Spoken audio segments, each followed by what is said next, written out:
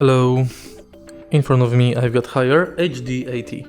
In this video we'll check if we can pause the cycle to add or remove some laundry.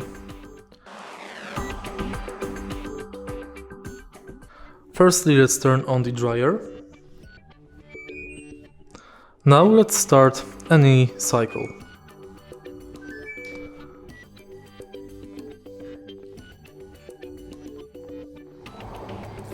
As you can hear, the dryer is working. Let's try to open the doors.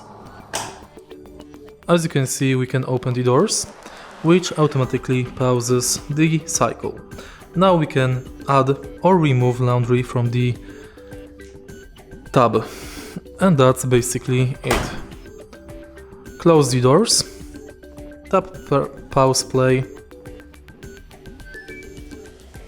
and it's done.